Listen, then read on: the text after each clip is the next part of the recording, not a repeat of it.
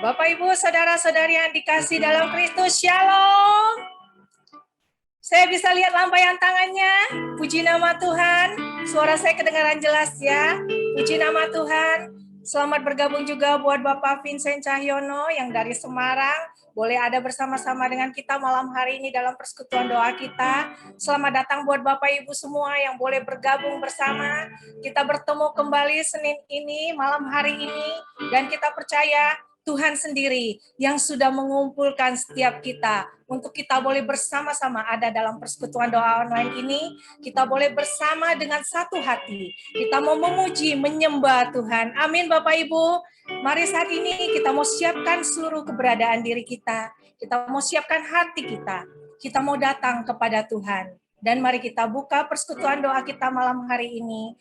Hanya di dalam nama Bapa dan Putra dan Roh Kudus. Amin. Allah Bapa yang penuh kasih, kami mengucap syukur Tuhan. Khususnya buat malam hari ini, kami tahu Engkau sudah mengumpulkan setiap kami Tuhan. Pribadi demi pribadi Engkau sudah undang di dalam persekutuan doa online ini.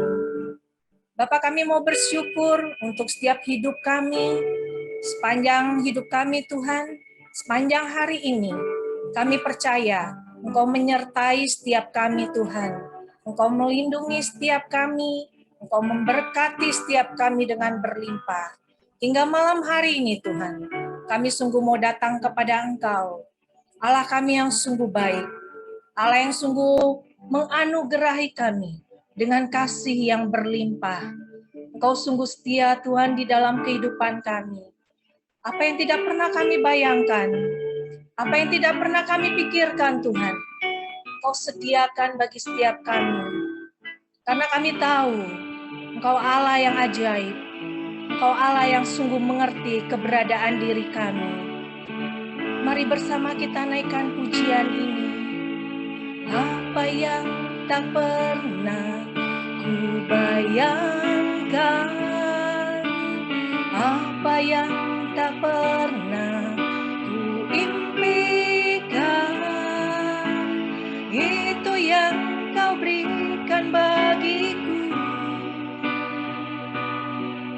Kau mengerti segala kebutuhanku. Katakan apa yang tak pernah, apa yang tak pernah ku bayangkan, apa yang tak pernah ku impikan, itu yang Kau berikan bagiku. Kau mengerti segala kebutuhanku. Kini ku datang di hadapan-Mu, membawa pujian syukurku. Terima kasih ya Bapa-Ku, buat kasih-Mu yang Kau sediakan bagiku. Ku bersyukur setiap waktu, sebab Kau Bapa-Ku yang setia. Terima kasih ya Bapa-Ku, buat kasih-Mu yang Kau sediakan bagiku. Ku bersyukur setiap waktu, sebab Kau Bapa-Ku yang setia. Mari bersama naikkan pujian ini. Apa yang tak pernah kami bayangkan Tuhan, apa yang tak pernah bayangkan, apa yang tidak pernah kami apa impikan, yang tak pernah impikan, semuanya Kau sediakan bagi setiap kami. bagiku. Terima kasih Bapa, Kau mengerti segala kebutuhanku. Saat ini kami datang ke hadapan-Mu, Datang di hadapan-Mu, pujian syukurku. Terima kasih ya Bapakku, buat kasih-Mu yang Kau sediakan bagiku. Ku bersyukur setiap waktu, sebab Kau Bapakku yang setia. Terima kasih ya Bapakku, buat setiap kasih-Mu Tuhan, yang Kau sediakan bagiku. Ku bersyukur setiap waktu, sebab Kau Bapakku yang setia. Terima kasih ya Bapakku, buat kasih-Mu yang Kau sediakan bagiku. Ku bersyukur setiap waktu, sebab Kau Bapakku yang setia. Sebab Kau Bapakku yang setia, sebab Kau Bapakku yang setia.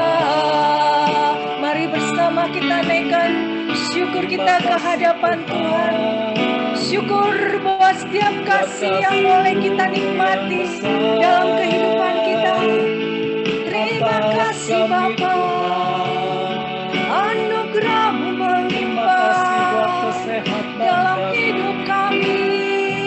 Terima kasih buat Anugerah-Mu kekal, Engkau Allah yang setia, Allah yang mengasihi kami.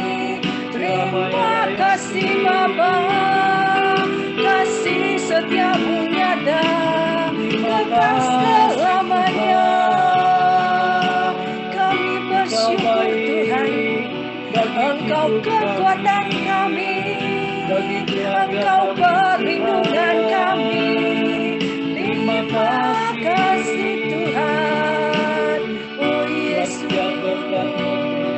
kasih-Mu melimpah dalam hidup kami. Kami bersyukur Tuhan.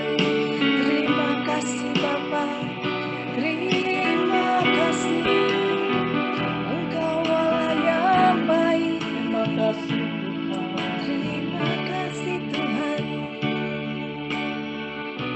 Terima kasih Yesus. Tiada henti-hentinya kami mengucap syukur kepada Engkau Tuhan. Kebaikan-Mu sungguh boleh kami rasakan di dalam kehidupan kami.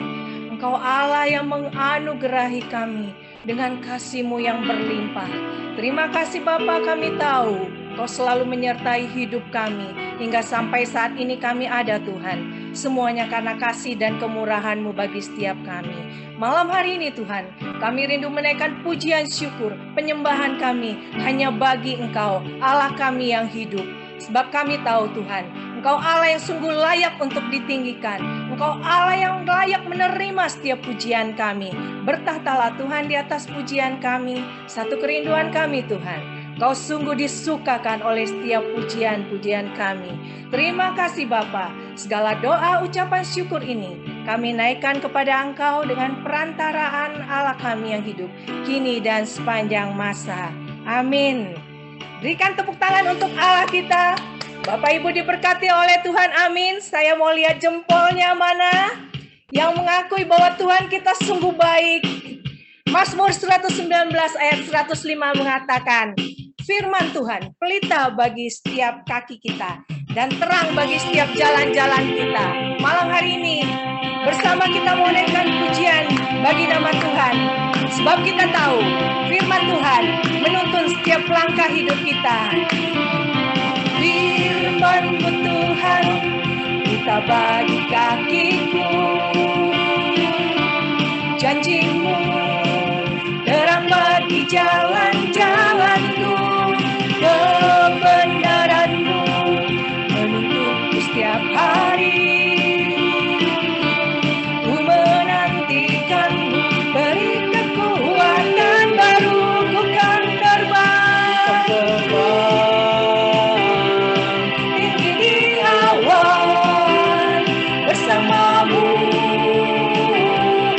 kemuliaan, sebab firman-Mu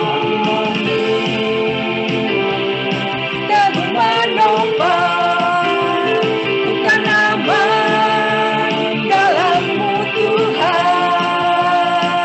Mari setiap anak-anak Tuhan, kita mau pegang firman Tuhan di dalam hidup kita. Walaupun keadaan membuat kita goyah, tapi kita percaya hanya di dalam Tuhan kita beroleh kekuatan baru.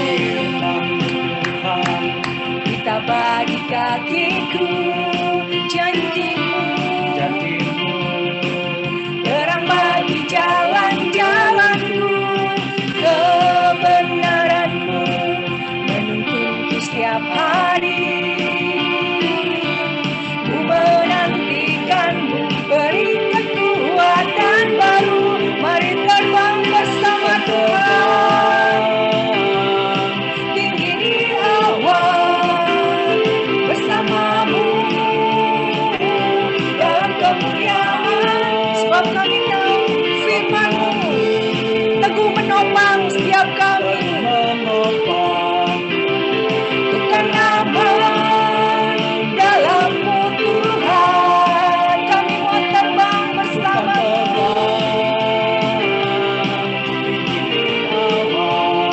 hanya bersama-Mu Tuhan dalam kemuliaan. Sebab firman-Mu teguh menopang, bukan aman dalam-Mu Tuhan. Bukan aman dalam-Mu Tuhan. Sungguh kami aman Tuhan, dalam-Mu Tuhan. Mari berikan sorak-sorai untuk Allah kita. Setiap kita anak-anak Tuhan, kita mau dipakai oleh Tuhan untuk selalu menyerukan nama Yesus, sehingga banyak orang boleh sungguh melihat kemuliaan Tuhan, dan sungguh boleh melihat bahwa nama Tuhan layak untuk dimuliakan. Nama Yesus menara yang kuat, nama Yesus kota benteng yang teguh. Nama Yesus kalahkan semua musuh. Nama Yesus di atas segalanya. Setiap kita anak-anak Tuhan, kita mau bangkit untuk menyerukan nama Yesus.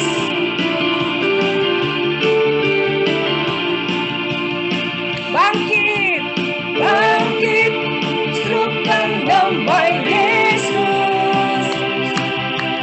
Maju, nyatakan kuasa-Nya. Kita buat iblis gemetar, kalahkan tipu dayanya dengan kuasa nama-Nya. Oh mari bangkit, serukan nama Yesus. Maju, nyatakan kuasa-Nya.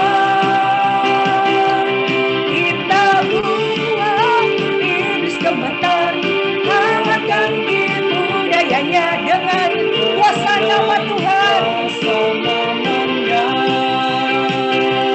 Nama Yesus menara yang kuat, nama Yesus kota benteng yang teguh. Nama Yesus kalahkan semua musuh. Nama Yesus di atas segalanya. Nama Yesus menara yang kuat, nama Yesus kota benteng yang teguh. Oh nama Yesus kalahkan semua musuh.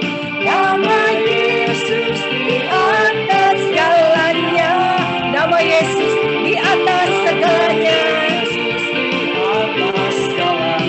Amin. Nama Yesus di atas segalanya.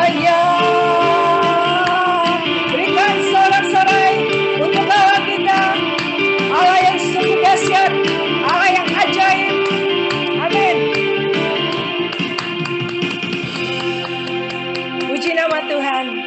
Puji nama Tuhan. Mari saat ini Bapak Ibu, kita mau masuk lebih dalam lagi dalam hadirat Tuhan.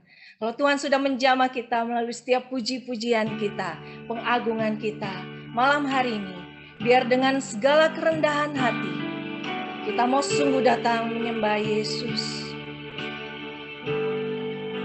Engkau Allah yang satu-satunya layak kami sembah Tuhan.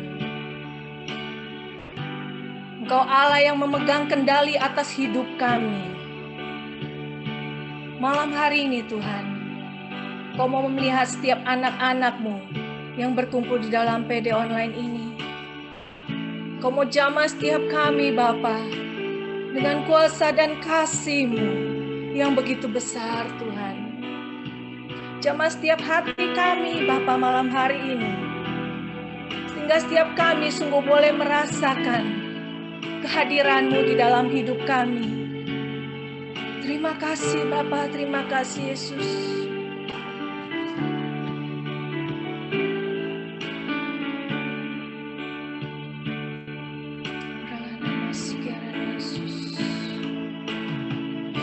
Saat ku menyembah-Mu,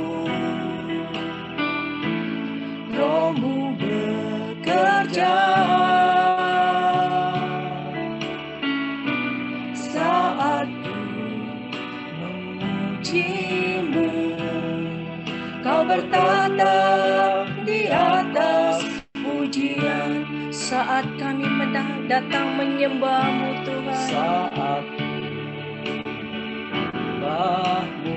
Roh-Mu bekerja atas setiap kami. kerja. Dan saat kami datang memuji-Mu, Saat Kau bertata di atas pujian. Ku angkat hatiku, ku pandang kekudusan-Mu. Saat ku sembah, ku puji-Mu, ku rasakan kehadiran-Mu Tuhan. Ku angkat hatiku, ku pandang kekudusan-Mu. Saat ku sembah, ku puji-Mu, ku rasakan kehadiran-Mu Tuhan. Mari dengan penuh kerendahan hati, kita mau datang menyembah Yesus. Saat menyembah-Mu, biarkan Roh Tuhan bekerja atas setiap kita. kerja. Amin.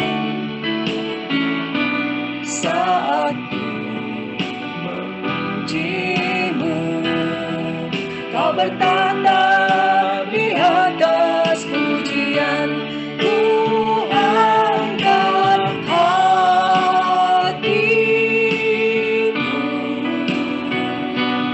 ku pandang kekudusan-Mu.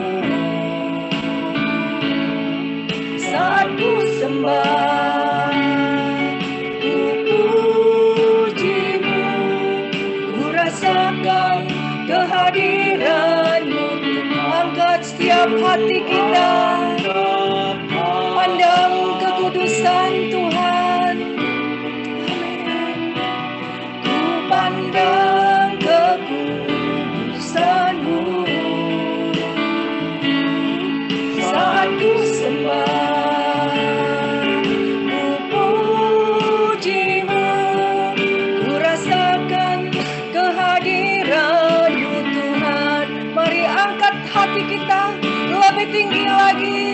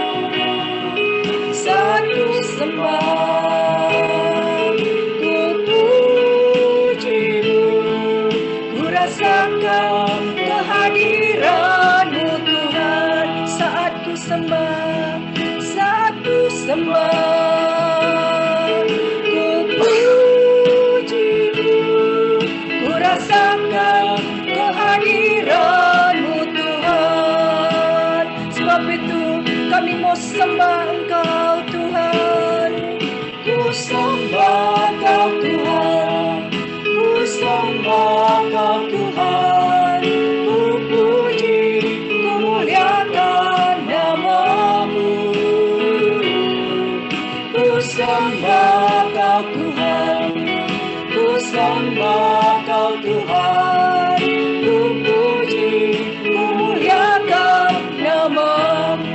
Sembah Tuhan. Sembah Kau Tuhan, ku sembah Kau Tuhan. Kau lihat setiap hati-hati kami, Bapa, yang datang menyembah Engkau. Ku sembah Kau Tuhan, ku sembah Kau Tuhan, ku puji, ku muliakan nama-Mu. Kami sembah Engkau. Ku sembah Kau Tuhan, ku sembah Kau Tuhan, ku puji, ku muliakan nama-Mu. Ku sembah Kau Tuhan, ku sembah Kau Tuhan, ku puji, ku muliakan nama-Mu. Ku puji, ku muliakan. Ku muliakan nama-Mu. Ku puji, ku muliakan nama-Mu. Ora dadase, haleluya. Kami puji nama-Mu Tuhan, kami muliakan. Hanya Engkau Tuhan, Engkau yang kami sembah. Kirana nasu, kirana. Ora nabase, kirana tahu. Sakura namura la nama, kirana la nama nanase. Ora la nama sakura. Kadalamu madala namase, kirana su, kirana nasu, kirana tabura, kirana madala namaso, sikirana, kirana musakura dayara, kirana murala namusaku, kiratomu. Iara namos sakura namos sikara nasi. Iara takamo sikara tayara namas sikara nananas. Haleluya Tuhan. Iara takamo sikara lana iara lana mas sikara tayara lana mas. Oh iara namas sikara tayara lana mas sikara tayara lana namas. Haleluya.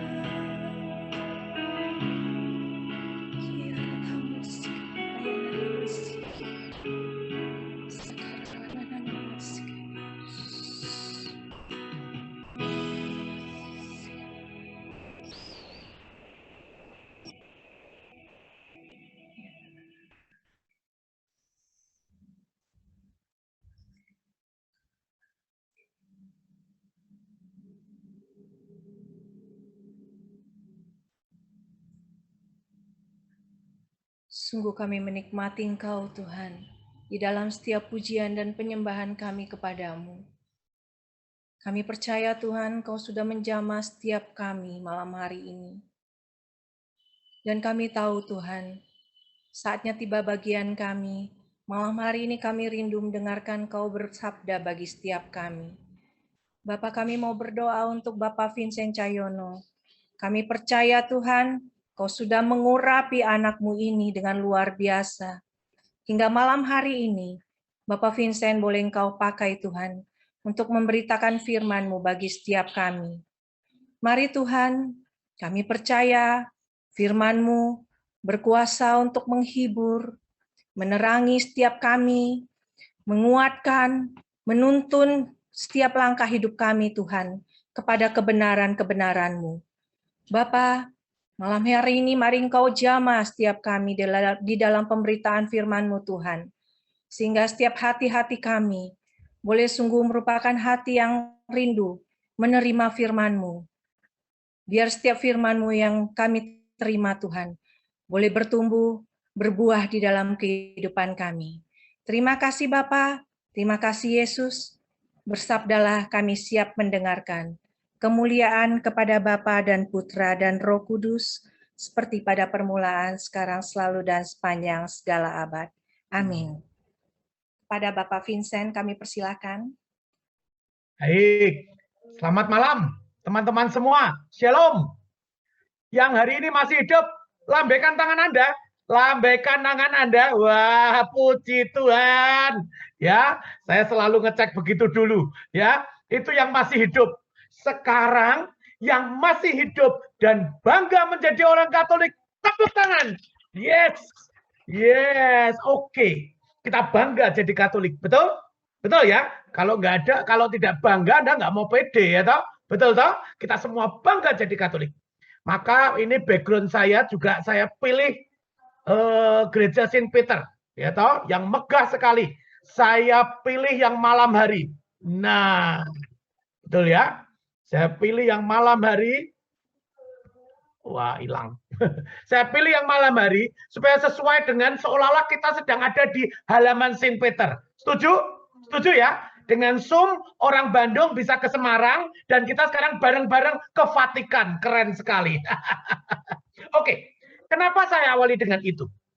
Ya, karena tema-tema yang dipilih PD Anda di bulan Juli ini istimewa. Yaitu tentang apa? Spiritualitas para kudus, Santo Santa. Ya, kenapa ini menarik? Ya, karena inilah kekayaan gereja Katolik. Betul? Inilah kekayaan gereja Katolik. Ingat, pilar gereja ada 3. Tradisi, kitab suci, dan magisterium. Ajaran gereja. Kita tidak hanya kitab suci saja. Karena kitab suci sebetulnya hanya salah satu hasil tradisi gereja. Betul? Kitab suci itu ada belakangan. Ya, gereja ini lahir dari tradisi dulu. Mulut ke mulut. Saling bercerita. Pengalaman iman. Para rasul itu tidak mengikuti Yesus dengan menulis riwayat Yesus, tidak. Ya, lalu mereka tidak bertapa lalu dapat kitab suci, itu tidak. Kitab suci adalah kumpulan cerita-cerita orang, para rasul tentang Yesus. Amin. Nah, dengan berjalannya waktu, bapak-bapak gereja memberi banyak sekali ajaran. Ya, jadi kalau bilang tradisi gereja itu T-nya bukan huruf kecil ya, tapi huruf besar. Jadi bukan ritual, tradisi, rosario segala macam, itu devosi. Tradisi adalah ajaran-ajaran gereja yang tidak tertulis dalam kitab suci. Karena bapak-bapak gereja kita membuat banyak ajaran.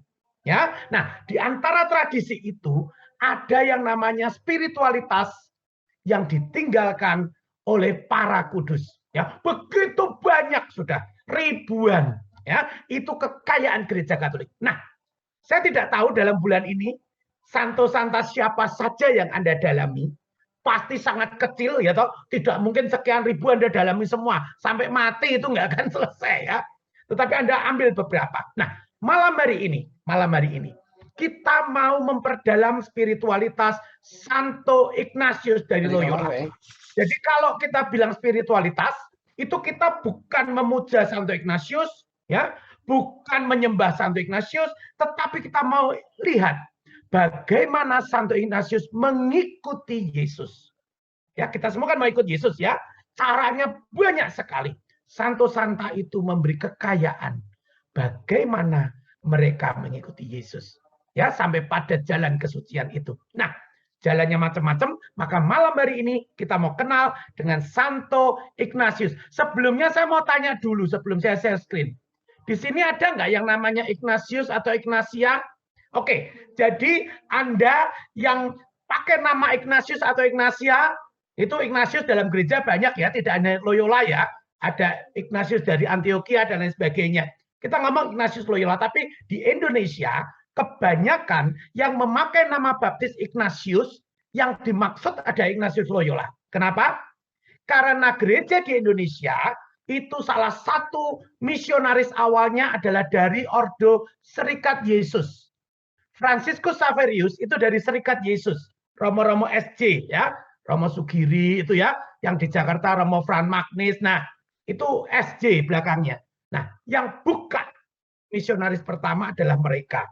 Ya, maka spiritualis Ignatius di gereja di Indonesia ini sangat kental. Ya, karena itu sejarahnya. Santo Ignatius adalah pendiri Serikat Yesus. Ya, bersama dengan Santo Franciscus Xaverius, Vitus Prabel dan lain sebagainya, itulah pendiri Serikat Yesus. Ya, jadi kemungkinan Anda adalah Santo Ignatius pelindungnya. Ya, meskipun saya tidak tahu apakah Anda benar-benar mengenal dia. Ya, kalau saya ketika ditanya oleh panitia, Pak Vincent, kita mau mendalami spiritualitas Santo Santa. Pak Vincent pilih siapa? Saya langsung bilang Ignatius Loyola. Itu saya yang pilih. Kenapa? Ngefans berat saya ya. Bahkan nama baptis saya Vincent, tetapi nama penguatan saya ambil Ignatius Loyola. Ya, kenapa? Saya ngefans berat. Ya, banyak orang karismatik sangat ngefans. Kalau yang sangat ngefans sekali juga Ibu Meifung Jakarta ya. Maka sekarang dia sampai sekarang mendirikan School of Spirit. Nah, itu menggali Santo Ignatius Loyola karena Romo Sugiri sangat berperan terhadap karismatik ini. Oke ya. Jadi itu kenapa saya bilang kita mau memperdalam itu. Santo Ignatius Loyola. Yuk segera saja karena waktunya sangat singkat. Ya. Jadi kita hanya selayang pandang. Ya, tidak mungkin bisa lengkap. But it's okay ya. Minimal kita kenal sehingga kalau tidak kenal tidak sayang. Oke, ya ini Santo Ignatius Loyola. Ya, nah siapakah Santo Ignatius Loyola itu? Ya, Santo Ignatius Loyola adalah seorang santo. Ya, dia lahir di Spanyol bagian utara. Ya, abad ke-16. Ya, beliau ini tadinya adalah seorang anak bangsawan. Ya, waktu itu banyak kastil-kastil begitu ya, kerajaan-kerajaan kecil. Beliau anak bangsawan yang sejak lahir sudah digadang-gadang menjadi kesatria ya. Zaman itu orang itu cowok-cowok itu cita-citanya jadi kesatria yang berjuang untuk rajanya. Lalu nanti menjadi bangsawan ya. Lalu mempunyai putri cantik biasanya diambil menantu oleh raja, itu kebanggaan luar biasa. Itulah Ignatius Loyola. Tetapi ketika dia sangat menggebu-gebu mengejar semua kemuliaan dunia itu. Lalu dia sangat getol membela kerajaannya. Sampai suatu saat pada tahun 1521 di benteng Pamplona dia membela kerajaannya. Tetapi digempur oleh pasukan Prancis dan Santo Ignatius ini kena mortil sehingga kakinya putus.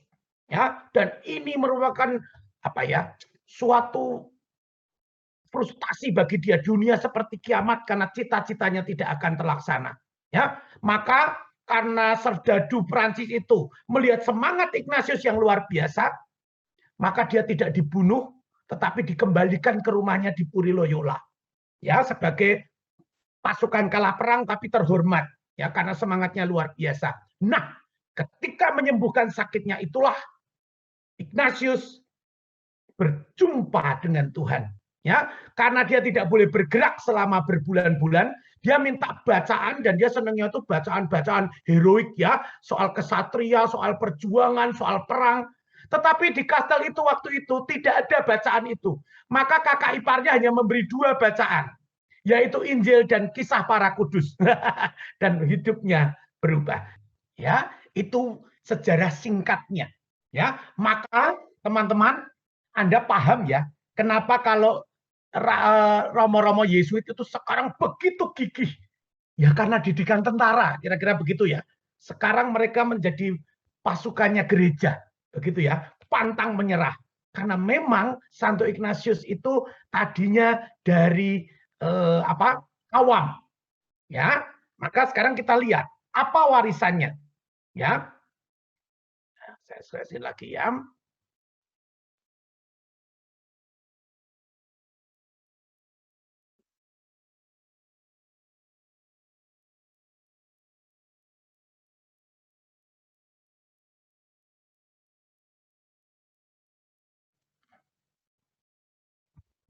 Ya, itulah Santo Ignatius. Ya, tadi lihat, dimulai dari sesuatu kegagalan, betul? Ingin jadi tentara, ingin jadi kesatria, ya. tetapi dapat musibah, yaitu apa? Kena mortir. Tapi ternyata itulah belakang hari yang begitu disyukuri Santo Ignatius. Ya, karena itulah cara Tuhan menangkap Santo Ignatius. Teman-teman, bukankah Anda dan saya kadang-kadang juga ditangkap Tuhan dengan cara-cara yang aneh, betul? Dengan cara-cara yang tidak enak, betul? Saya dengan kematian papa saya, cita-cita saya itu dihilangkan semua, seolah-olah dirampas Tuhan. Tapi sekarang kalau saya syukuri, puji Tuhan, itu boleh terjadi. Kalau tidak, saya tidak mungkin ada di hadapan Anda malam hari ini. Ya, lalu itu dipakai Ignatius. Lalu Ignatius bergumul. Ya, jalan Tuhan bukan suatu kebetulan. Ya, mau baca buku tidak ada. Maka adanya cuma buku Santo Santa dan riwayat Yesus. Ya, maka dibaca. Ketika dibaca, jiwa tentaranya itu bergelora. Santo Ignatius menemukan. Untuk apa dia bekerja untuk raja dunia yang bisa mati, yang bisa kalah, betul? Dia menemukan ada yang lebih heroik daripada kesatria dunia. Siapa itu? Para kudus. Ya, waktu itu Santo Benedictus, Santo Franciscus Assisi, Santo Dominikus itu idola-idola Santo Ignatius. Dia ingin menjadi seperti itu. Maka ketika kakinya mulai sembuh, dia berjalan tadi ya ke Montserrat. Itu kalau Anda pernah ke sana ya, saya pernah retret di sana, maka wah tempatnya bagus sekali. Saya sampai di sana tuh, oh makanya Santo Ignatius bertobat ya. Bagus sekali. Lalu sampai di sekarang Bapak Ibu yang pernah ke sana ya, itu ada namanya patung Black Madonna, Maria hitam yang duduk ya. Nah, itu Bu Teresia mantok-mantok ya. Oh, pernah ke sana, bagus sekali ya. Kalau jam 1 tuh Cor Angelusnya bagus sekali. Nah, itu di sanalah Ignatius menyerahkan pedangnya, jubahnya, semuanya diserahkan kepada Tuhan. Dan sejak saat itu, dengan pakai baju pengemis, dia menjadi manusia baru. Lalu di gua tadi, Manresa, ya, itu sebetulnya Santo Ignatius retret pribadi sebagai awam, bukan sebagai imam, ya, sebagai awam retret pribadi. Dan dari retret itulah Santo Ignatius mendapatkan pengalaman-pengalaman rohani yang ditulis dalam buku Latihan Rohani. Ya, kalau Anda mendengar ada latihan rohani Santo Ignatius, itulah warisan Santo Ignatius. Ya, sekarang istilahnya retret agung. Ya, itu kalau Anda mau ikut ke Girisonta, retretnya itu 1 bulan, 4 minggu. Ya, nah kalau yang mau harian bisa 6 bulan. Itu ya, kami pengajar Semarang dan lain sebagainya. Ikut retret itu karena kami dekat ya Semarang ya. Kalau Anda mungkin paling tidak harus ke Jakarta ya, karena di Jakarta banyak romo-romo Yesuit ya membimbing retret itu, dan itulah pangkal dari semuanya. Oke ya. Lalu Santo Ignatius yang awam ini pernah dipenjara 42 hari oleh gereja. Waktu itu ada inkuisisi ya, tidak bisa awam itu kok mengajar, awam itu memberi retret. Jadi kalau zamannya masih seperti itu, saya ini sudah dipenjara oleh gereja. Ya, tidak boleh. Nah, karena Santo Ignatius sangat ingin memberikan harta rohani ini, maka di usia yang sudah tua, Santo Ignatius baru mulai belajar bahasa Latin, belajar ajaran gereja dengan taat. Bayangkan, seorang kesatria mau sekolah berumur 30 tahun, mau belajar bahasa Latin bersama anak-anak umur 9 tahun. Ya, kerendahan hati yang luar biasa. Dan ketika gereja melarang, Ignatius tidak melarang, kamu tidak tahu apa-apa, ini berkat dari Tuhan. Tidak, Santo Ignatius nurut. Nah, ini juga untuk Anda dan saya yang di karismatik, betul ya? Kalau gereja bilang kok begitu-begitu, bukannya malah sombong, tapi ikut nurut. Ya, Santo Ignatius nurut. Kamu tidak boleh khotbah kalau tidak jadi romo. Oke, Santo Ignatius dengan taat mengulangi dari nol. Dan akhirnya ditakbiskan, dan akhirnya membentuk Serikat Yesus. Oke? Baik, sekarang kita langsung saja. Ini karena waktu ya. Langsung saja. Nah, apa warisan Santo Ignatius yang mau kita ambil malam hari ini? Ya, nah itu tadi latar belakangnya. Warisannya pertama kali yang saya ambil, yang istimewa, kenapa saya mengidolakan dia, dan Anda semua juga bisa mengambil spiritualitas Santo Ignatius, karena ketika bertobat, dan menyusun retretnya, Santo Ignatius itu masih awam, bukan romo, bukan pastor. Jadi spiritualitasnya sangat bisa dipakai kita sehari-hari, betul ya? Ini spiritualitas awam. bukan pastor, bukan suster. Santo Ignatius menjadi pastor ketika sudah hidup suci. Jadi karena untuk mengajar retret harus pastor, maka dia menjadi imam. Tetapi materi retretnya itu dia dapat, dia susun ketika belum menjadi imam. Oke ya. Jadi spiritualitas yang dia berikan bisa dipakai oleh semua orang. Itu pertama. Yang kedua, itu semua terangkum dalam latihan rohani Santo Ignatius. Ya, kalau kapan Anda boleh mengikuti, indah sekali, indah sekali. Saya mengatakan, maaf ya, ini retret terindah yang pernah saya ikuti dalam hidup saya. Retret terindah. Terindah sekali lagi. Terindah yang pernah saya ikuti. 1 bulan penuh kita hanya bercakap-cakap dengan Allah. Dan itu luar biasa. Ya, itu latihan rohani. Oke. Apa yang terjadi di sana? Itu saya buat beberapa poin. Pertama, tegas sekali tentang apa tujuan hidup manusia. Ya. Kedua, tentang bagaimana membeda-bedakan antara sarana dan tujuan. Jadi kalau kita sudah tahu tujuan hidup manusia, kita harus bisa membedakan mana yang tujuan, mana yang alat. Betul? Nah, hasilnya apa? Maka Santo Ignatius memberi petunjuk dan bimbingan bagaimana cara berdiskresi, discernment. Nah, kita sekarang ingat ya, banyak toh kita dengar discernment, ada retret discernment. Itu yang mengembangkan Santo Ignatius. Ya, meskipun discernment ini sudah harta gereja sejak awal. Santo Benedictus juga mengembangkan.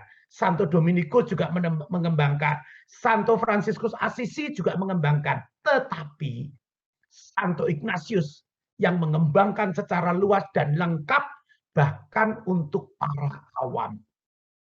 Ya, nah nanti teman-teman, kami kemarin dari Semarang mau mengundang Ibu Monica Meifung memberikan discernment Ignatian untuk karismatik. Bagus sekali. Kapan-kapan diundang ya. Tidak mungkin saya terangkan detail karena itu pun 4-5 kali pertemuan baru bisa tuntas ya. Discernment. Kenapa? Anda dan saya orang karismatik diberi banyak karisma Roh Kudus, maka juga harus discernment. Ya, karena antara Roh Kudus, rohku sendiri dengan roh kuda itu mirip-mirip. Betul ya? Jadi hati-hati kalau Anda bilang, saya dorongan roh, harus discernment dulu. Roh siapa itu? Betul ya? Nah, itu salah satu warisan Santo Ignatius. Lalu yang berikutnya adalah semangat magis. Apa semangat magis? Semangat menjadi lebih, menjadi nomor 1, menjadi total. Ya. Dan terakhir, contemplatio in actione. Ya. Berdoa, berkontemplasi dalam aksi, dalam bekerja. Maka Romo Yesuit bukan Romo kontemplatif yang hanya bertapa. Tidak. Tetapi bertapanya adalah di tengah-tengah dunia. Maka kalau Anda lihat, Romo Yesuit itu juga jadi peneliti, jadi guru, jadi dosen, begitu ya. Jadi bukan yang hanya berdoa. Karena mereka menemukan Allah dalam segala sesuatu. Cocok dengan Anda dan saya yang awam, betul? Bagaimana menemukan Allah di toko Anda? Bagaimana menemukan Allah di kantor Anda? Bagaimana menemukan Allah waktu ibu-ibu masak di dapur? Betul? Bagaimana menemukan Allah ketika belanja di pasar? Betul? Karena Anda dan saya tidak hidup di biara. Ya, baik. Kita ambil beberapa. Nah, tadi saya katakan ini warisan pertama yang paling utama. Ya, kalau saya tulis LR itu berarti latihan rohani ya. Dalam latihan rohani nomor 23 yang menjadi awal dikenal dengan asas dan dasar, Santo Ignatius mengatakan ini. Manusia diciptakan untuk memuji, menghormati, dan melayani Tuhan. Saya mau di sini kita hening ya. Inilah tujuan Anda dan saya diciptakan. Manusia diciptakan untuk memuji, menghormati, dan melayani Tuhan. Dan dengan demikian, ia memperoleh keselamatan jiwanya. Dan segala sesuatu yang lain di dunia diciptakan untuk manusia. Dan bahwa mereka dapat membantunya. Mereka itu maksudnya segala sesuatu yang duniawi itu dapat membantunya untuk mencapai tujuan akhir manusia diciptakan, yaitu memuji, menghormati, dan melayani Tuhan. Ya, ini. Jadi tujuan hidup Anda dan saya cuma satu. Memuliakan Tuhan. Ini harus nancep dulu celep. Kalau tidak, Anda dan saya kacau. Betul ya? Karena suka-suka, tujuan kita bingung. Ya, jadi ini dulu. Ya, Santo Ignatius katakan, tujuan manusia adalah memuji, menghormati, dan melayani Tuhannya. Nah, jadi harus dibedakan mana tujuan, mana sarana. Betul? Yang lain-lain adalah sarana. Harta itu penting, tidak? Sangat penting. Tapi bukan tujuan. Itu sarana. Betul? Kepandaian perlu tidak? Penting sekali. Maka Romo-Romo Yesus itu sekolah terus sampai S3, S4, S-Lilin, ya, atau komplit. Nah, kenapa? Karena itu sarana. Anda PD ini penting enggak? Penting sekali. Tapi ingat, PD juga sarana. Betul? PD bukan tujuan. Tujuan dari PD adalah memuliakan Tuhan. Betul ya? PD-nya sendiri adalah sarana. Nah, ini harus ya. Ini harus terus kita camkan. Sarana itu hanya alat, maka sarana itu digunakan dengan lepas bebas. Maksudnya apa? Sebatas itu membantu untuk melayani, memuliakan Allah, kita pakai. Sebatas tidak berguna untuk itu, harus kita buang atau kita lepaskan. Kita tidak boleh melekat pada sarana. Betul? Nah, maka puji Tuhan ada PD online ini, betul ya? Kenapa? Anda menggunakan sarana ini. Betul ya? Jangan, nggak bisa. Kalau PD online itu nggak gereng nih. Di hati ini nggak gereng. Nah, pertanyaannya, Anda itu PD mau membuat hati magreng apa memuji Tuhan? Suka-suka orang PD sebetulnya alasannya egois. Sudah sehari-hari berat, banyak penderitaan, banyak pikiran, PD tidak mendapatkan apa-apa. Oh, masih minta apa-apa. Jadi berkat Tuhan kurang. Betul ya? Aduh, saya kalau di PD, kalau online percuma, Pak. Tidak tersentuh, tidak bisa menangis. Tidak, aduh, cari menangis ya diculek menangis. Betul, tidak itu. Anda PD tujuannya apa? Memuliakan, menyembah Allah. Bukan perasaan kita sendiri, betul? Maka ketika yang offline itu tidak bisa, ya cari cara menyembah Allahnya bagaimana, betul? Tujuan tercapai. Jadi ini alat dan tujuan. Ada orang yang kekeh dengan sarana. Tidak. Betul ya? Jabatan tentu enggak perlu. Untuk memuliakan Tuhan butuh jabatan. Tapi ada orang setelah ada jabatan nikmat sekali. Maka kalau jabatannya hilang, dia jadi kacau. Betul ya? Kehilangan orientasi. Betul? Ya. Nah ini. Ya, jadi hati-hati ya antara sarana dan tujuan. Maka kalau Anda sarana dan tujuan betul-betul bisa memisahkan itu, hidup Anda akan menjadi lepas bebas. Mau sehat, syukur. Sakit, ya enggak apa-apa. Kenapa? Kesehatan penting, tapi sarana. Banyak orang sehat tidak memuliakan Allah. Ketika sakit memuliakan Allah, maka Allah dia adalah sakitnya. Betul? Apakah kita lalu nggak mau sehat? Ya kepengen sehat. Ini kan Anda di rumah terus, kemana-mana pakai masker, ketemu orang semprot terus. Itu untuk apa? Untuk sehat. Sehat penting nggak? Penting.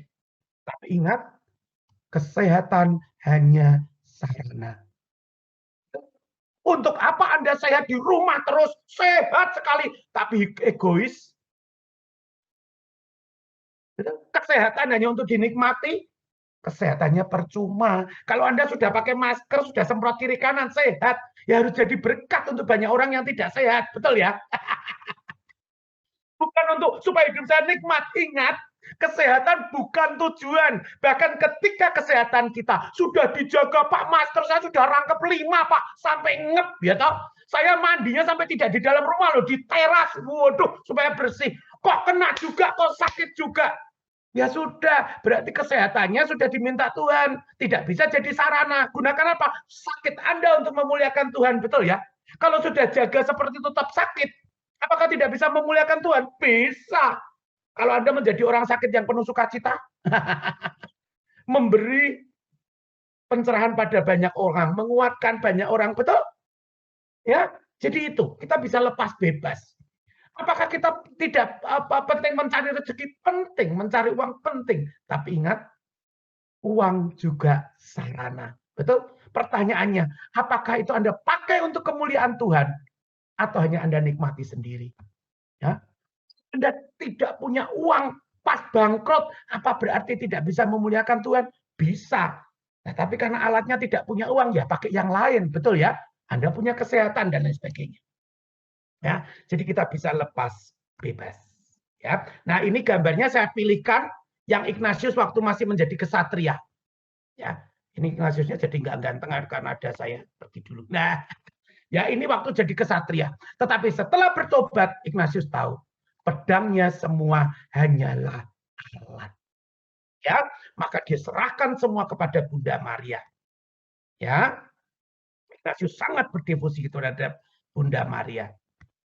Oke, nah kalau Anda sudah tahu sarana dan alat, maka itulah perlunya Anda dan saya selalu berdiskresi, discernment, mencari kehendak Allah. Ya, ini mudah dikatakan, sulit dijalankan. Karena apa? Berdiscernment, berdiskresi itu berarti terus memilih kehendak Allah. Ya, dan kehendak Allah itu kadang-kadang tidak nyata. Ya, kadang-kadang harus kita cari dengan kesungguhan hati. Di sini yang saya mau masuk malam hari ini. Ya, karena ini salah satu warisan Santo Ignatius yang untuk saya pribadi sangat bermakna dalam menjalani hidup sehari-hari sebagai awam. Kenapa? Teman-teman, bukankah Anda dan saya karena manusia dianugerahi kehendak bebas, maka setiap saat selalu dihadapkan pada pilihan. Betul apa betul? Betul ya? Tadi Anda siang mau makan apa? Anda memilih. Sore ini Anda mau ikut PD atau tidak? Memilih. Apakah kalau Anda ikut PD pasti pilihannya tepat? Belum tentu. Kalau ternyata di sebelah Anda sedang ada orang yang sangat membutuhkan Anda, sakit keras, terus Anda, nanti dulu ya, kamu mau bernapas sebentar, saya mau memuji Tuhan. Nanti ya oksigennya setelah ini mati dia. Betul ya? Jadi hati-hati. Selalu begitu banyak pilihan. Setiap waktu Anda dan saya harus selalu memilih. Tuhan memperbolehkan Anda dan saya memilih. Tuhan menghormati Anda dan saya sebagai anak-anak Allah. Maka diberi kehendak bebas. Boleh memilih. Ignatius mengatakan, maka pilihlah agar kita dapat memilih yang sesuai dengan kehendak Allah. Nah, ini baru problem Bapak Ibu, teman-teman semua, ya. Problemnya apa? Kalau milihnya itu antara jelek dan baik, kita tahu, betul ya? Betul ya? Anda pilih ikut PD atau nonton drakor, pilih mana? Nonton drakor ya. PD lihat Pak Vincent sudah gemuk, jelek. Mending sana ganteng-ganteng ya. Itu gampang. Saya yakin anggota PD ini pilih PD. Ya karena ikut PD-nya 1 jam, drakor nanti 6 jam setelah itu. Sama aja ya. Nah, kalau yang baik atau jelek, Anda akan mudah untuk memilihnya. Betul? Tapi kadang-kadang Anda harus memilih semua di antara yang baik. Betul? Semua pilihan baik. Misalkan, ini kalau waktu offline ya, ada PD offline, tapi juga ada latihan core lingkungan. Nah, oke ya, itu mulai harus discernment. Betul? Anda mencari pekerjaan, ini kalau di sehari-hari, semua mendapat tawaran pekerjaan, gajinya besar, yang ini kedudukannya seperti ini, semua baik. Kalau pekerjaannya satu jadi maling, ya toh, satu jadi orang baik, Anda pilih orang baik, tapi ini dua-dua baik, gajinya dua-dua besar semua. Ayo pilih yang mana? Anda pilih pasangan hidup, betul? Kalau dua ini kontras baik dan ini ateis, tidak beragama, yang ini sangat saleh, nah, itu kelihatan ya toh mungkin Anda lebih gampang. Tetapi dua-dua saleh, dua-dua baik, Anda harus memilih. Teman-teman, Kenapa saya pilih malam hari ini adalah hal ini yang akan saya dalami. Karena sehari-hari terutama ketika kita menghadapi pandemi ini, harus selalu memilih. Dalam kegelapan kita memilih, betul? Pilihannya kadang-kadang antara baik dan baik atau antara jelek dan jelek. Tidak ada yang ideal, betul? Susah sekali. Ada pilihan kecil-kecil sehari-hari yang harus dipilih. Ada pilihan yang besar, yang drastis. Pilihan sehari-hari itu, saya pernah terkesan ya dengan pembimbing rohani saya, seorang Yesuit. Suatu saat dia itu ulang tahun. Maka kami anak-anak rohaninya ini datang rame-rame ke biaranya di Giri Sonta sana Ungaran, membawa nasi tumpeng. Bapak Ibu, nasi tumpeng kan nasinya di tengah, pinggir ada lauk-lauknya ya. Nah, lalu setelah nyanyi, dia akan suruh ngambil lauk dan makanan duluan ya. Nah, Romo ini sudah sepuh, sudah tua, ambil pelan-pelan. Lalu dia itu, karena orangnya pendek ya, ngambilnya tuh yang jauh-jauh, yang susah-susah gitu loh lauknya. Terus kita bilang, Romo, ada yang dekat, kenapa ambil yang jauh? Anda tahu jawabannya apa? Iya, supaya nanti Anda bisa ambil yang lebih mudah. Saya ambil yang sulit dulu. Itu sederhana loh. Oke, dalam mengambil lauk saja, dia memilih mana yang diinginkan Tuhan. Yaitu apa? Berkorban untuk orang lain supaya lebih enak. Itu kami. Nah itu kalau yang sudah kecil-kecil pun, sampai hal seperti itu, otomatis dia akan memilih yang mana. Betul? Itu yang kecil. Tapi yang berat. Ya, kadang-kadang sangat berat. Nah ini yang saya mau sharing sedikit ya. Bagaimana beratnya mengambil keputusan di saat gelap seperti ini. Dan semuanya, Anda tahu bisnis saya ini bisnis yang sangat terpuruk. Ya, sangat terpuruk pandemi ini ya. Saya pernah cerita ya, 1,5 tahun yang lalu, itu omset saya drop sampai 90% lebih. Dan perusahaan saya ini yang karyawannya banyak, Bapak Ibu. Bukan penjahit yang karyawannya sedikit. Karena saya pakai sistem ya, ada cabang di Jakarta, ada di Semarang, jadi ada bagian produksi, marketing, keuangan, promosi, begitu ya. Jadi tidak cuma beberapa orang. Saya ada 60 waktu itu. Berarti itu sangat berat untuk overhead-nya. Ketika keadaan baik, omsetnya baik, nggak masalah. Tapi ketika tiba-tiba omset turun 90%, tinggal 10%, semua karyawan harus gajian, nggak bisa. Lalu bulan-bulan pertama saya gilir, masuk setengah-setengah ya. Gajinya dikurangi sedikit, mereka digilir. Tapi keadaan tidak membaik. Kalau begitu terus, semangat kerjanya drop dan yang diberi gaji tidak penuh pun tidak cukup untuk hidup. Jadi kita bisa mati bareng-bareng. Saya harus mengambil pilihan yang seumur hidup saya hindari. Bahkan saya berjuang keras untuk mengambil keputusan ini. Yaitu apa? Mem-PHK karyawan. Betul? Kalau menurut hitung-hitungan, saya harus mem-PHK karyawan. Harus. Pertama, karena setelah dihitung, memang banyak karyawan saya yang tidak produktif. Jadi memang umurnya sudah sangat tua-tua. Saya itu berpikir mereka sudah sangat berjasa. Jadi kalau mereka masih bisa kerja itu tidak mungkin saya pecat begitu ya. Saya kerjakan terus. Tapi lama-lama itu ternyata memberatkan perusahaan. Ya, ketika perusahaan saya baik-baik saja, it's okay. Tapi ketika seperti ini, saya dihadapkan pada pilihan.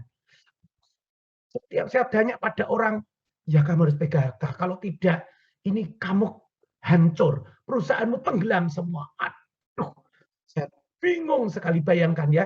Teman-teman harus memilih mem-PHK karyawan atau hancur. Pilihan yang sulit. Itu membuat saya stres luar biasa. Karena saya, aduh Tuhan, ini kenapa harus begini? Ya, saya tanya dengan berbanyak konsultan, manajemen konsultan apa. Ya, harus begitu, nggak bisa yang lain. Waduh, padahal saya tahu kalau saya mem-PHK saat ini, saya juga tidak bisa memberi pesangon yang memuaskan, betul ya? Karena saya kan harus menghemat uang. Aduh, bagaimana ini? Kalau saya bisa mem-PHK dan memberi pesangon banyak, oh sudah, saya PHK, sudah, nggak ragu-ragu. Tapi ini kan ya tidak bisa. Padahal mereka tuh kerja dengan saya, maaf ya Bapak Ibu, karyawan saya itu setia semua. Paling muda itu 20 tahun kerja dengan saya. Ada yang sampai 41 tahun loh sudah kerja dengan saya. Jadi sejak papa saya. Ya, aduh Tuhan harus saya PHK ini, lalu milihnya bagaimana? Siapa yang harus saya PHK? Betul ya? Semua baik, semua aduh bagaimana. Nah, ini pilihan yang berat. Tetapi ketika terus saya merenung, saya berpikir, ya, saya bingung Bapak Ibu. Disinilah proses discernment. Akhirnya saya berdoa dan saya datang ke pembimbing rohani saya. Saya katakan fakta-faktanya. Ya, aduh Tuhan bagaimana? Sepertinya baik tidaknya itu kan, nah jangan PHK atau dalam keadaan seperti ini, tapi nanti bagaimana ini amblek semua dan lain sebagainya. Lihat, saya sudah mulai kebingungan antara tujuan dan alat, betul? Antara tujuan dan alat. Nah, tapi luar biasa. Puji Tuhan gereja Kinya punya discernment ini. Maka saya datang ke pembimbing rohani saya. Dia seorang romo yang notabene tidak terlalu tahu tentang bisnis. Tapi dia membimbing saya untuk discernment. Saya diawali dengan suruh ditanyakan, apa tujuan perusahaan kamu? Saya bilang, untuk menghidupi karyawan. Untuk menaikkan martabat dia. Wah, suci sekali ya toh? Betul, itu kehendak Tuhan. Saya pernah berjanji dengan Tuhan supaya perusahaan ini menjadi berkat, jalan untuk menghidupi karyawan. Bagus, betul? Kalau ditanya, nah sekarang kalau kamu memutuskan untuk mem-PHK, itu untuk supaya kamu bisa enak leha-leha atau supaya mereka hidup? Saya mulai berhenti. Ya supaya mereka semua hidup ya. Karena yang kerja tempat saya bisa dapat honor penuh, betul ya Bapak Ibu ya? Kalau saya sudah kurangi kan yang kerja tadi paruh waktu kan jadi full lagi. Lalu yang saya PHK kan kemungkinan masih bisa mengerjakan yang lain. Oh iya ya. Nah, mulai. Dan ketika diteliti, ternyata saya kekeh tidak mau mem-PHK. Terus bukan murni karena saya ingin memberi mereka kehidupan, tetapi ada kesombongan. Saya mau menjadi pahlawan untuk mereka. Betul? Ada saya tidak mampu. Lalu Romo itu bilang, Vincent, coba renungkan. Emang besok kalau kamu tiba-tiba kena COVID terus mati, kan bisa jadi ya toh? Kamu tiba-tiba mati, itu menurut kamu karyawanmu jadi gelandangan semua. Enggak lah Romo. Lah ya, kenapa kamu sombong seolah-olah kalau nggak ada kamu mereka lapar. Siapa tahu mereka di PHK itu seneng. Karena habis itu bisa jadi bos. Iya. Iya. Nah, maka kembali pada tujuan apa? Tujuanmu adalah memuliakan mereka, martabat mereka naik. Maka kalau PHK itu menjadi jalan untuk itu, lakukan. Tetapi tidak dengan pertimbangan mereka menjadi beban. Bagaimana cara mengembangkan mereka? Betul ya. Lalu bagaimana? Ajak ngomong satu persatu. Ambil, siapa tahu mereka punya bakat-bakat, punya potensi-potensi di luar perusahaan kamu. Jadi, tujuannya adalah memberi mereka martabat, memberi mereka nafkah. Ya, bukan menjadi pahlawan untuk menanggung mereka, hidupkan mereka, mereka bisa hidup. Wah, itu pikiran saya biak, betul ya. Wah, jadi pulang itu saya sangat ya lihat ya, saya mengambil keputusan dan benar Bapak Ibu, saya berdoa, akhirnya satu persatu saya panggil. Saya ajak ngomong dari hati ke hati dan luar biasa. Ternyata setelah saya jujur ngomong, mereka ngomong, banyak sekali hal yang mereka utarakan. Ternyata mereka orang-orang hebat yang sebetulnya juga punya rencana. Betul ya Bapak Ibu ya? Ternyata mereka menyimpan potensi. Wah, dari situ saya mulai memilah-milah. Ya, jadi dalam mem-PHK tidak hanya yang saya butuhkan atau tidak, tetapi juga siapa-siapa yang kira-kira kalau lepas dari saya bisa hidup. Betul? Bisa begini, bisa saya bantu dan lain sebagainya. Dan akhirnya saya dapat jalan keluar. Setelah saya pilih-pilih, saya pertimbangkan, saya bawa lagi dalam doa. Beberapa orang saya ajak ngomong, dan akhirnya mereka merelakan diri. Ya, betul Pak. Mending saya mundur. Saya masih bisa begini, bisa begini. Oke. Dan akhirnya Bapak Ibu, apa yang saya alami, saya mem-PHK 9 karyawan saya yang dengan berat hati semalam-malaman saya tidak bisa tidur. Tapi besoknya ketika pamitan, justru yang terjadi kegembiraan, rasa syukur. Kita saling berpelukan, kita saling jadi seperti perpisahan itu loh. Jadi ini mem-PHK itu mereka semua memberi semangat dan luar biasa. Ya, dan itu Tuhan izinkan terjadi. Akhirnya mereka semua sekarang punya usaha sendiri. Dan saya heran ya, itu mereka semua punya pekerjaan sendiri. Jalan-jalan Tuhan keluar. Dan setelah sekarang beberapa bulan, saya merasa keputusan saya itu benar. Kenapa? Sekarang mereka semakin sejahtera. Bahkan ada yang satu sangat sejahtera sampai mau memberi saya pinjaman uang. Ya tentu tidak jadi, tetapi mereka tahu kalau saya sedang terbeban sampai nawarin, Pak Vincent masih butuh uang enggak? Ini saya ada. Luar biasa. Ya, akhirnya saya memutuskan untuk PHK karyawan. Tetapi saya merasa saya hanya berganti alat, betul? Tapi saya tidak lepas dari tujuan. Jadi karyawan yang tetap bergabung dengan saya sekarang juga mendapatkan penghasilan yang optimal lagi.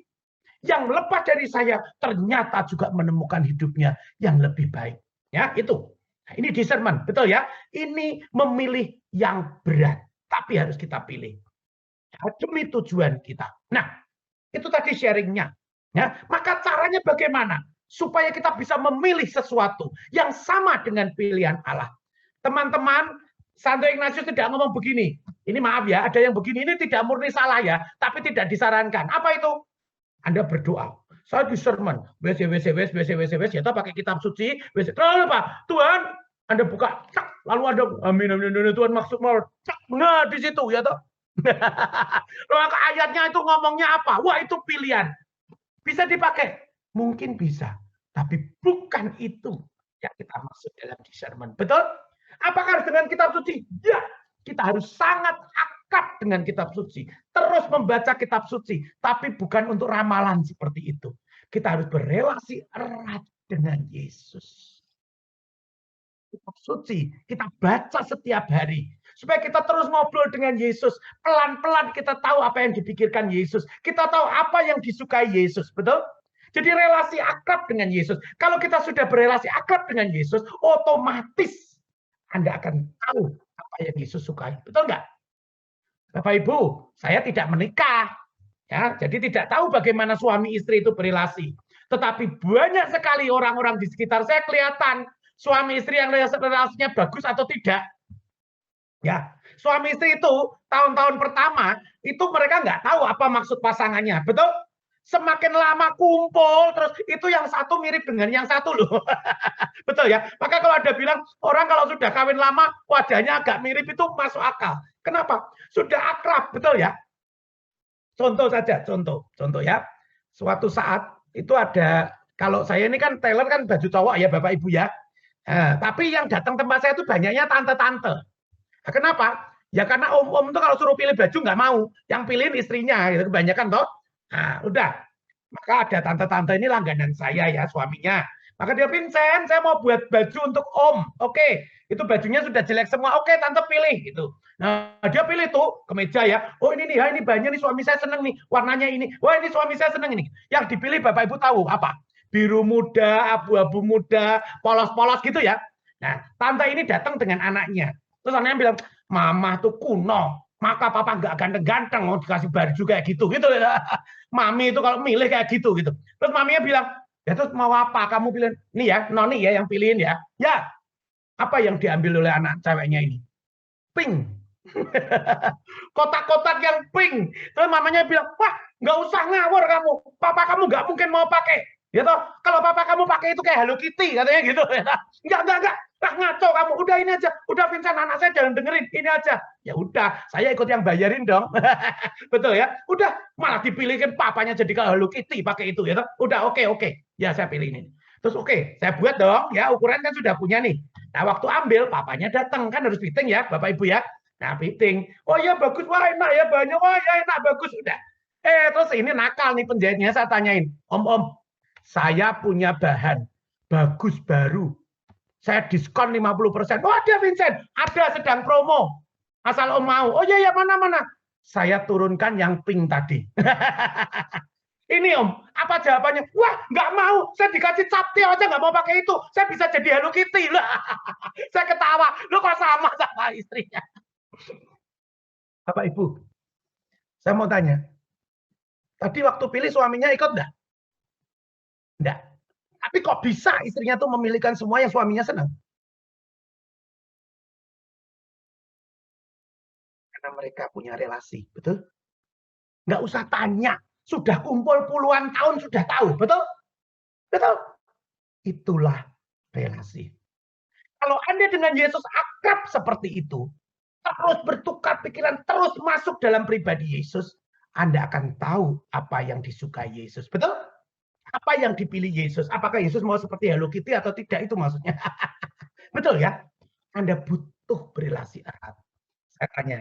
Ya, saya pernah berkunjung pada seorang bapak. Wah, ini kita berdiskusi seru sekali sampai ngobrolnya tuh sudah berjam-jam Bapak Ibu. Sampai lupa saya tuh tidak dikasih minum. Tahu ya, tidak disuguhi minum. Wah, terus waktu karena saya ngomong menggebu-gebu, bapak itu juga menggebu-gebu ya toh. Terus istrinya tuh keluar. Tik tik tik tik. Terus bapak itu cuma lihat istrinya cuma begini. Cuma begitu loh. Istrinya tuh tiba-tiba masuk, keluar lagi sudah bawa minuman saya dengan minuman bapaknya lain, betul ya? Pertanyaannya, cuma diginiin kok bisa bawa minuman, dia nggak bilang, Bu, tolong ini dikasih minum, enggak kok, cuma begini loh. Mata begini tuh kok bisa tahu kalau itu minta minuman? Anda tahu maksudnya? Karena dia sudah punya relasi yang akrab dengan suaminya, betul ya?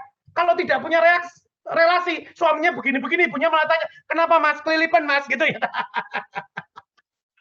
Dan ngasih minumnya itu nggak salah loh. Suaminya dikasih air putih, begini-begini, saya dikasih sirup, itu nggak salah loh. Karena dia tahu suaminya senangnya itu, tamunya ini. Lihat. Anda tahu maksud saya ya? Relasi. Relasi. Anda terus berrelasi. Jadi membaca kitab suci dekat dengan Yesus tidak cuman ketika kita punya masalah. Ketika kita bertanya dengan Yesus, kita harus membina relasi terus dengan Yesus, terus dengan Yesus. Sehingga tanpa sadar, Anda pikiran Yesus masuk ke pikiran Anda. Betul? Hati Anda dirubah menjadi hati Yesus. Sehingga otomatis waktu memilih, Anda akan memilih sesuatu yang utama. Betul? Ya? Nah, itu. Jadi relasi. Ya. Lalu setelah itu kalau ada masalah, kalau Anda punya relasi yang akrab dengan Yesus, caranya bagaimana? Saya tidak akan memberi referensi sermon ya, karena ini sepintas ya. Singkat saja. Dengan apa? Ini yang saya katakan dari Santo Ignatius ya. Ini yang perlu di. Aduh, ini waktunya sudah lewat ya? Gak apa-apa Pak Vincent. Masih. Oke, masih belum tidur maksudnya ya. Tidur ya nggak apa-apa lah, itu alat. Oke, ya. Ini yang suka-suka kita tidak cermat. Pertama-tama justru dengan akal budi. Bapak Ibu, ingat ya, dengan akal budi dulu. Iman kita itu iman akal budi. Jadi pertama-tama ya kita pikir dulu menurut akal budi, menurut pikiran kita, pertimbangan mana yang benar, betul ya? Bukan cuma Anda berdoa terus celing lihat ini, celing lihat itu, enggak. Pakai akal budi, karena akal budi kita ini juga anugerah Allah, ini juga karya Roh Kudus. Seperti tadi waktu saya mau PHK karyawan, ya dihitung-hitung dulu. Kalau PHK bagaimana, enggak bagaimana, itu pakai akal budi dulu, oke? Tapi itu saja tidak cukup. Setelah dengan akal budi, pertimbangkan dengan hati. Ya, yaitu hati yang mengasihi. Sucikan hati Anda supaya Anda melihat tujuan yang benar, bukan ego. Ingat, tadi saya tidak mau memphk dengan alasan suci, mau menjadi pahlawan, betul ya? Mau menghidupi karyawan kan suci. Ternyata setelah ditelisik ke dalam hati saya, Romo itu membantu. Keinginanmu menghidupi karyawan adalah kesombongan, betul? Betul? Kamu ingin, lihat dalam masa pandemi saya tidak memphk karyawan. Betul? Padahal nyatanya uangmu tidak cukup. Kecuali kalau kamu punya tabungan banyak, kamu bilang begitu, kan kamu sudah jujur. Memang nggak bisa. Memang ini mau runtuh. Nah itu hati. Amin ya. Setelah Anda memutuskan dengan hati, dengan pertimbangan kasih, kalau Yesus milih yang mana? Dalam keheningan, bawa keputusan Anda dalam doa. Ya, ini di sermon Santo Ignatius. Jadi tetap logika akal budi, lalu ditambah pertimbangan hati, dan direnungkan dalam keheningan. Anda akan merasa bagaimana kalau itu kehendak Tuhan akan membawa damai sejati di dalam hati. Lalu Anda lakukan itu. Ya, ini langkahnya. Nah, pilihan yang sesuai dengan kehendak Allah, menurut Santo Ignatius, dia akan baik di awal, tengah, dan akhir. Ingat ya, awal, tengah, dan akhir. Ada yang awalnya baik, setelah dilakukan amburadul, dan akhirnya jelek. Itu berarti bukan kehendak Allah. Kalau itu benar kehendak Allah, selalu baik di awal, tengah, dan akhir. Kenapa tadi mem-PHK karyawan? Menurut saya, salah satu yang saya anggap tepat. Karena setelah 6-7 bulan PHK, saya melihat mereka semua menjadi orang-orang yang mandiri.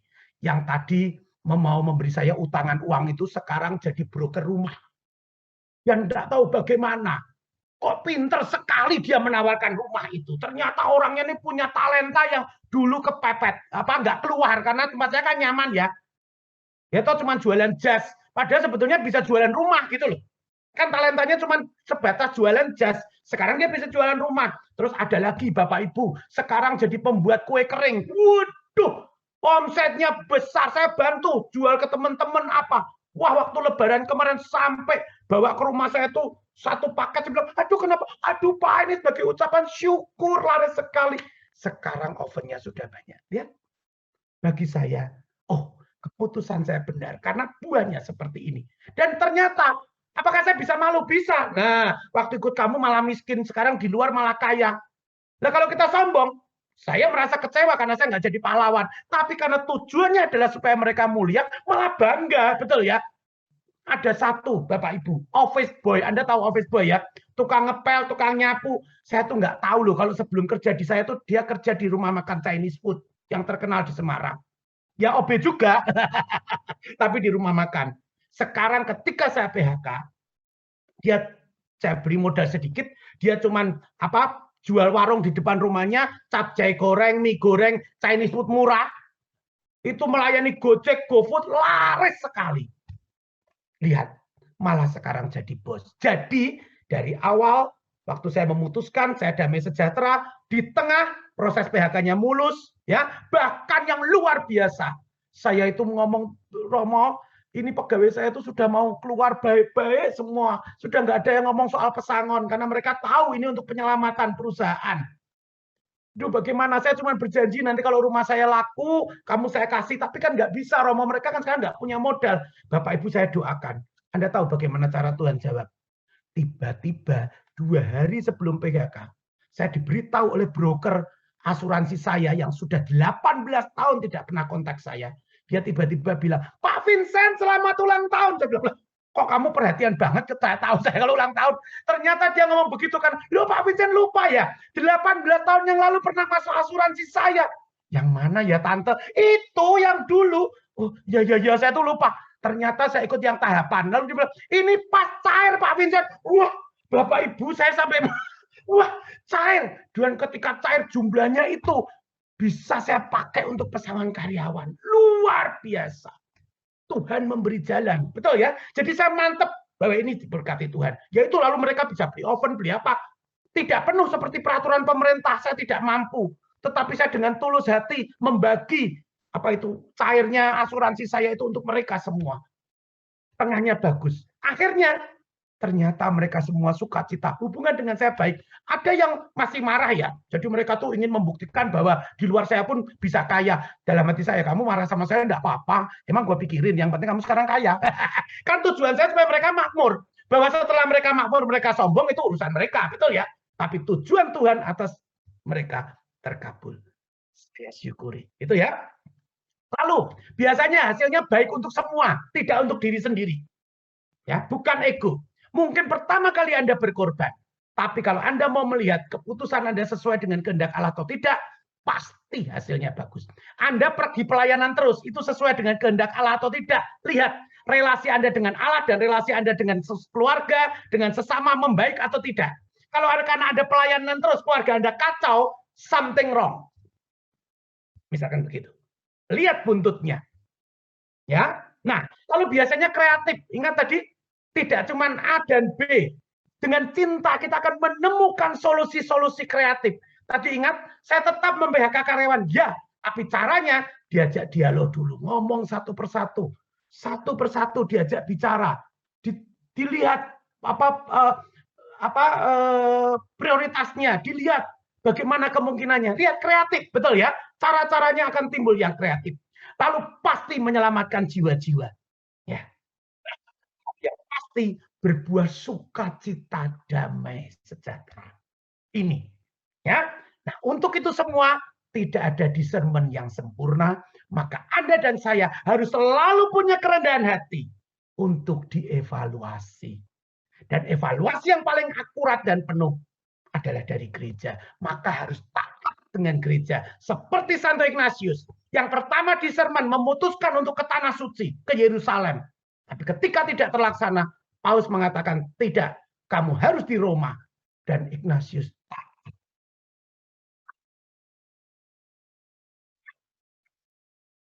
Sekali lagi, taat. Kerendahan hati untuk terus dievaluasi. Itu. Ya. Oke. Dan inilah kunci lepas bebas. Kalau Anda sudah tahu dalam hidup mana tujuan, mana alat, hidup Anda akan happy.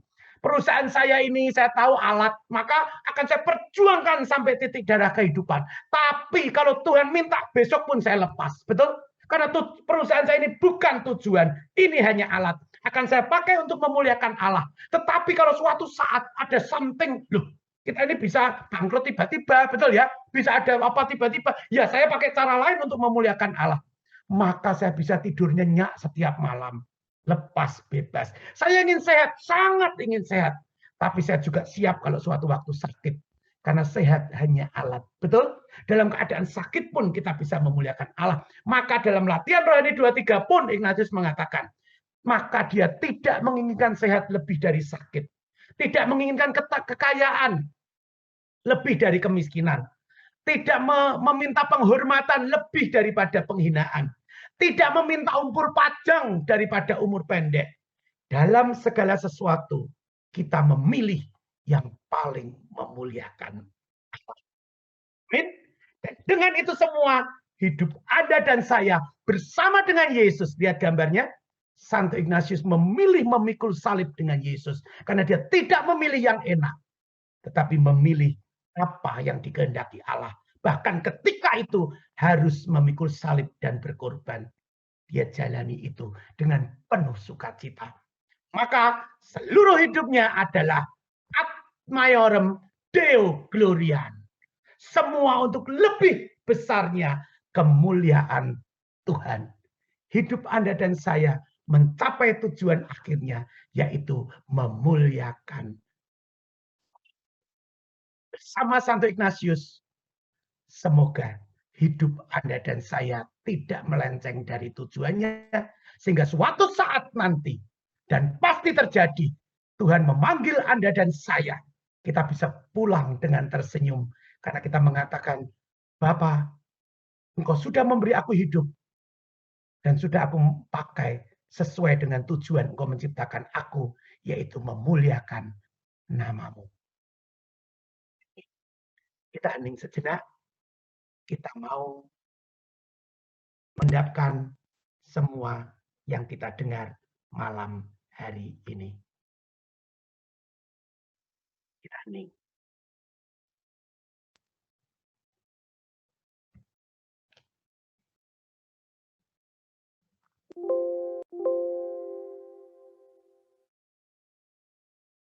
Bapak Ibu, Santo Ignatius menyerahkan semua kehendak bebasnya.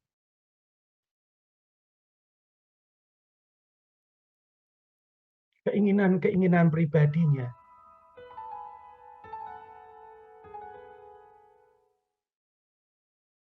Semua hanya untuk kemuliaan Tuhan.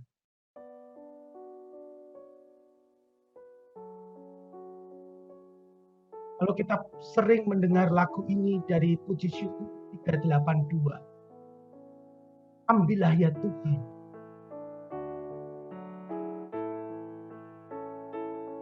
Ini diambil dari doa Santo Ignatius. Ketika dia menyerahkan seluruh hidup.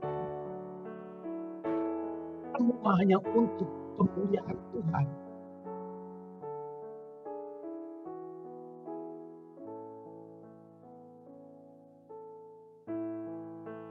Saat ini dalam hening, kita ambil waktu. Apa tujuan hidup kita yang sebenarnya?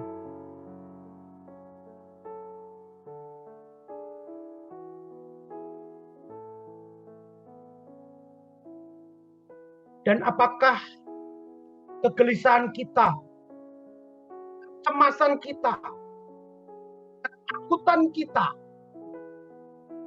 bahkan keputusasaan kita saat ini, karena kita kehilangan tujuan kita, atau hanya kehilangan sarana-sarana, kita terikat dengan sarana-sarana itu, kita takut terlepas dari sarana-sarana itu, karena kita sudah menjadikan sarana itu menjadi tujuan.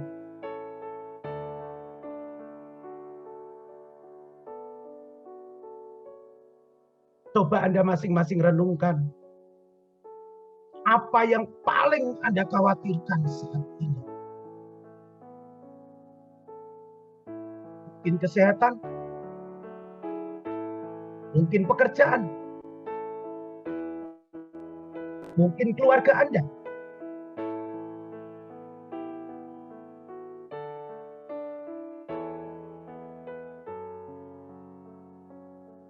Apakah kekhawatiran Anda akan sarana-sarana itu membuat Anda berhenti dan tidak terus berjalan untuk menuju tujuan hidup Anda yang sebenarnya? Kita terperangkap oleh sarana.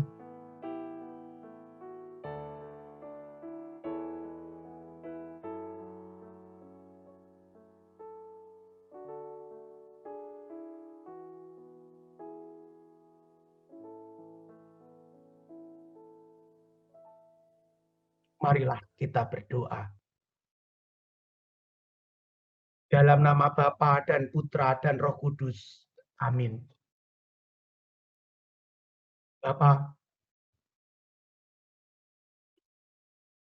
bersama Santo Ignatius,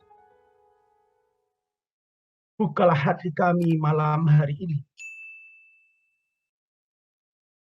Surahkanlah Roh Kudus-Mu atas kami,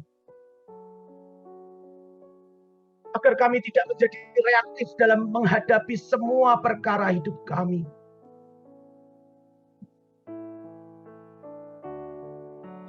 Tenang, kami dapat merenungkan apa yang menjadi tujuan hidup kami dan mana yang menjadi sarana.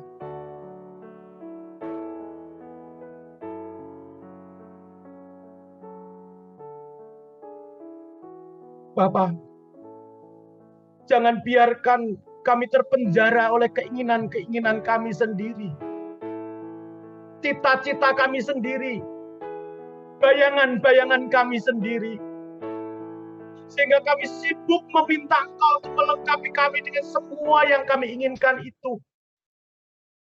Tetapi kami lupa akan tujuan hidup kami, bahwa kami menjadi utusan-Mu.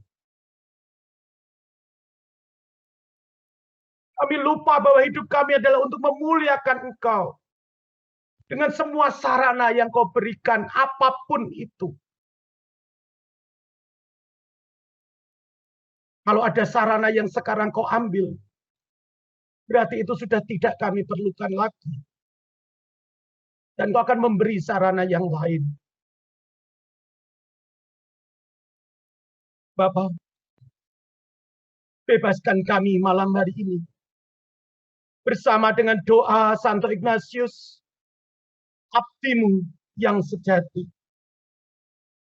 Ajari kami melepas semua keterikatan kami dengan sarana-sarana duniawi itu. Dan biarlah kami hidup seperti tujuan Engkau menciptakan kami. Supaya hidup kami tidak menjadi sia-sia.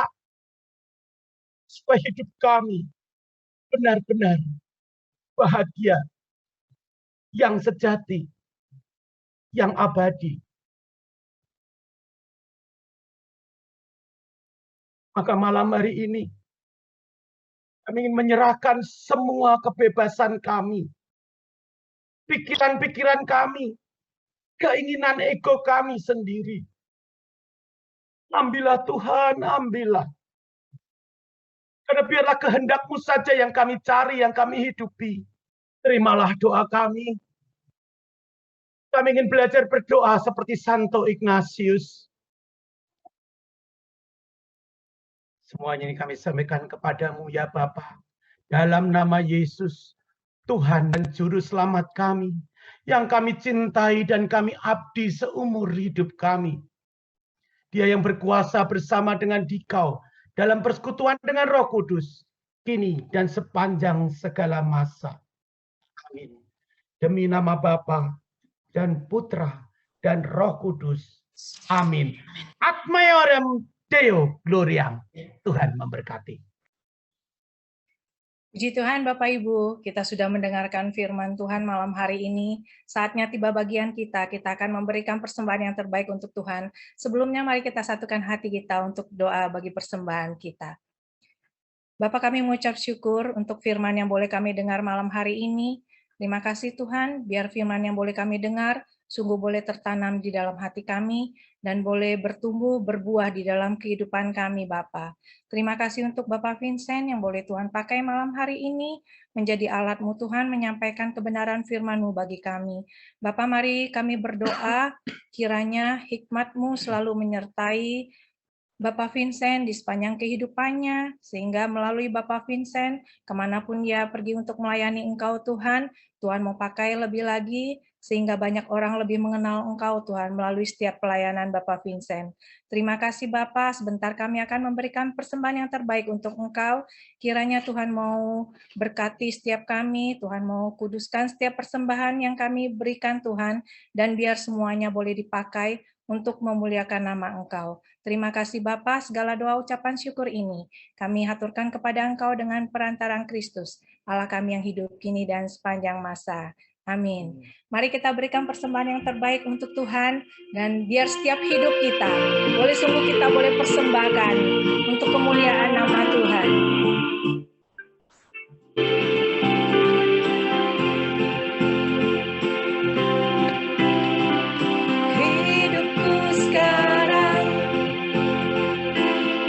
Persembahkan di hadapan-Mu, oh Yesus Tuhan. Terimalah sekarang persembahanku, kurban yang harum yang menyenangkan-Mu. Segenap hatiku, segenap jiwaku, kan ku sembah Kau Yesus Tuhan. Kan ku sembah Kau Yesus Tuhan.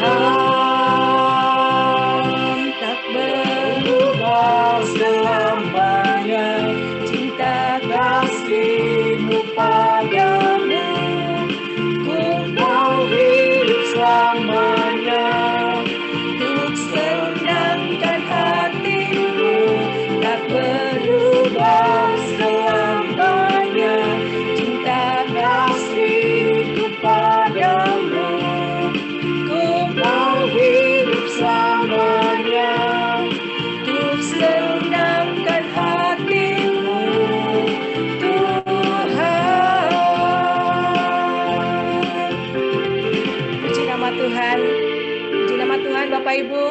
Kita percaya malam hari ini Tuhan sudah menjamah kita luar biasa melalui persekutuan doa online ini, di dalam setiap pujian, penyembahan, dan firman yang kita dengar malam hari ini. Mari sebentar kita akan mengakhiri persekutuan doa kita. Sebelumnya mari kita kembali satukan hati kita. Kita mau berdoa untuk bangsa kita, bangsa Indonesia. Bapa, saat ini kami bersatu hati berdoa untuk bangsa Indonesia. Kami membawa bangsa ini ke dalam tangan-Mu. Engkau tahu apa yang sedang terjadi saat ini. Banyak bencana alam seperti gempa, tanah longsor, banjir, gunung meletus, dan wabah COVID-19. Ampunilah dosa bangsa kami, pandanglah bangsa ini dengan belas kasihan-Mu. Berikan pertolongan-Mu atas bangsa kami. Bebaskan bangsa Indonesia dari bencana dan COVID-19. Lindungilah dan selamatkan orang-orang yang menyebabkan bencana dari COVID. Kuatkanlah iman kami, hidupkan terus harapan kami, dan bantulah kami semakin dan peduli kepada mereka yang membutuhkan. Ini kami panjatkan antaraan Tuhan kami Yesus Kristus yang dan berkuasa sepanjang segala masa. Amin. Saat ini kami juga mau kami mau berdoa untuk setiap saudara kami yang merayakan ulang Ibu Lina Sidarta, Ibu Trianti, Bapak Johanta, Bapak Yohanes Anwar, Ibu Linda Sukirman, dan Ibu Monik. Kami bersyukur untuk setiap saudara-saudara kami ini. Kami bersyukur Tuhan, Engkau sudah menyertai sepanjang perjalanan hidup mereka. Dan kami mohon agar di hari-hari ke depannya, Engkau selalu menyertai dan menganugerahi setiap saudara-saudara kami ini bersama dengan keluarga mereka, Tuhan. Engkau berkati dengan berkat kesehatan, sukacita yang melimpah, dan kuatkan mereka selalu di dalam iman mereka kepadamu. Terima kasih Bapa, terima kasih buat malam hari ini. Dan kami tahu Tuhan, sebentar kami akan berpisah satu dengan yang lain, tapi kami percaya Roh Kudus-Mu yang satu tetap menyatukan kami dimanapun kami berada.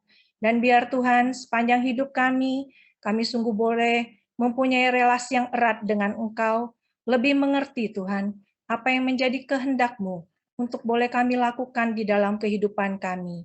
Biar kami boleh berjalan sesuai dengan firman-Mu Tuhan.